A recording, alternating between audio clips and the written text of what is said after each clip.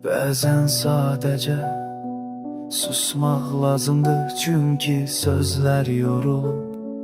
Mən yorulmuşam, amma bax, hələ də buradayam.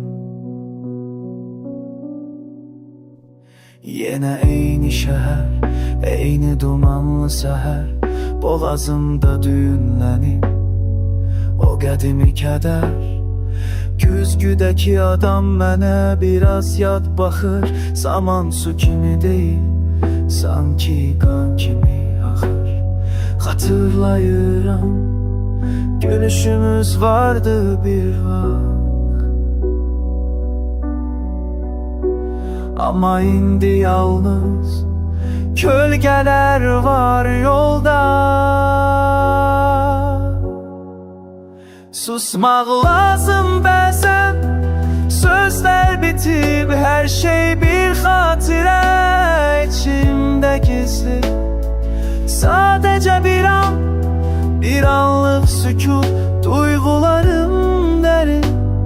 İçimdəki bu sözlər yorulur. Vaxt keçir, amma hələ də buradayam, bu yolda tək.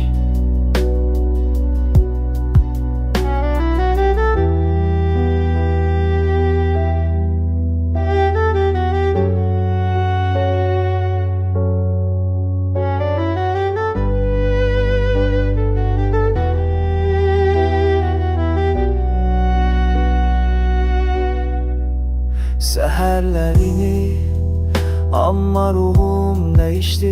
Hər bir anı xatirələr içində gizlidir. Yenə eyni şəhər, eyni səs-küy, amma içimdəki o hüzün hələ də tükənməyib. Gözlərimdəki yaş bir sel kimi qalıb. Hər şey keçib getsə də mən hələ buradayam.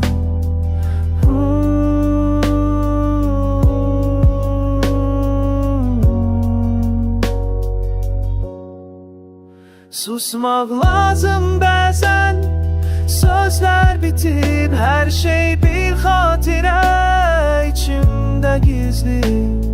Sadəcə bir an, bir anlıq sükut, duyğularım dərin. İçimdəki bu qüt